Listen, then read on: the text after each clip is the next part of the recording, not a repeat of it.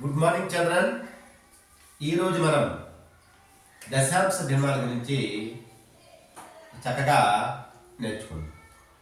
పిల్లలు మనకి తెలుసు, ఒకట్లు, పదులు, వందలు, వేలు, 10,000 ఈ విధంగా స్థానాలు మనకు తెలుసు అన్నమాట.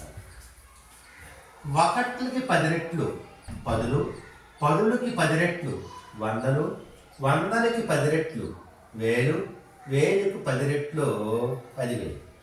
అంటే 10 రెట్లు అంటే ఏంటి? ఒకట్లని 10 చేత గుణకారం చేస్తే పదులు వస్తాయి. పదులని 10 చేత గుణకారం చేస్తే వందలు వస్తాయి.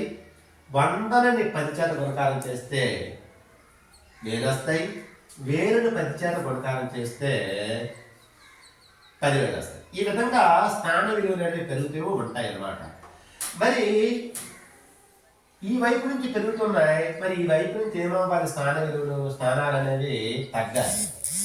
సో 10,000లో 10వ వంతు అంటే ఈ విధంగా రాస్తారు. 10,000 ఇంటూ 1/10 10వ వంతు ఎంత వస్తుందంటే 0కి 0 పోతే ఇంకెంత మిగిలిందంటే 1000. 10,000లో 10వ వంతు 1000, 1000లో 10వ వంతు 100, 100లో 10వ వంతు 10, 10లో 10వ వంతు 1.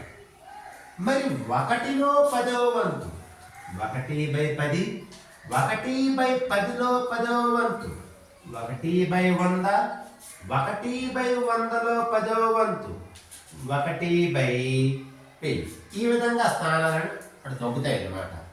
ఇక్కడ ఈ ఒకట్ల నుంచి ఇటువైపు ఉండదాన్ని పూర్ణాంక భాగము అంటారు.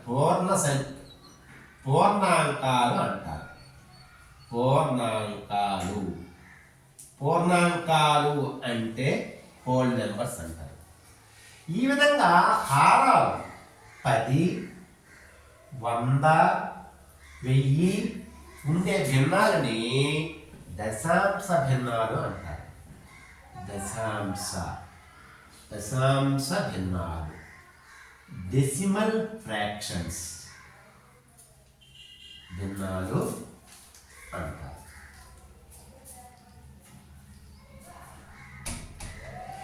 ఈ పూర్ణాంకాలలో ఈ దశాంశ భిన్నాలలో ఒక బిందు అనేది వేరు చేస్తుంటారు. బిందువు అనేది వేరు చేస్తుంది.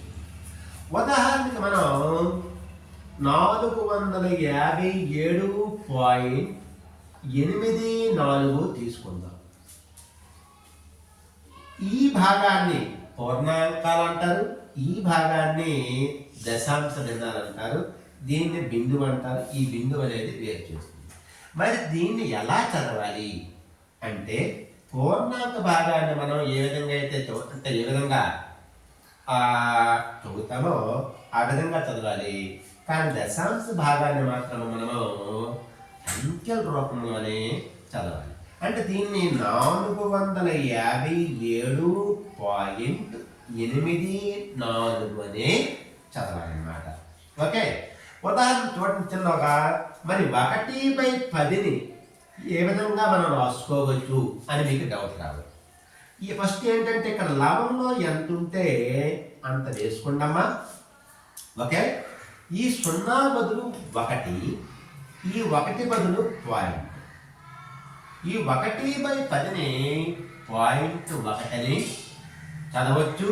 అదేవిధంగా 0.1 కూడా చదవచ్చు.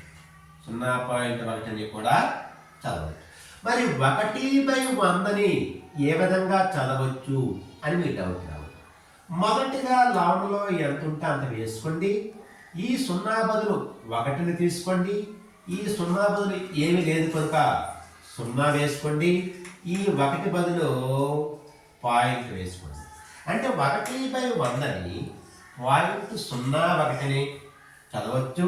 లేకపోతే 0.01ని కూడా చదవచ్చు అన్నమాట. మరి 1/1000 మరి ఎలా రాయొచ్చు అని మీకు డౌట్ రావచ్చు. 1/1000 అంటే మొదటగా లవంలో ఎంత ఉంటే అంత రాసుకోండి. ఈ సుమారు 0 బదులు 1 తీసుకోండి. ఈ 0 బదులు ఏమీ లేదు కనుక 0 వేసుకోండి. ఈ 0 బదులు ఏమీ లేదు కనుక 0 వేసుకోండి. ఈ 1 బదులు పాయింట్ పెట్టుకోండి. అంటే 1/1000ని .001 అని చదవచ్చు. లేకపోతే 0.001 అని కూడా చదవచ్చు. ఈ విధంగా మనకి దశాంశ భిన్నాలకు సంబంధించిన ఫండమెంటల్స్ మనం నేర్చుకుంటే లెక్కలు చాలా ఈజీగా చేయొచ్చు. Okay, thank you.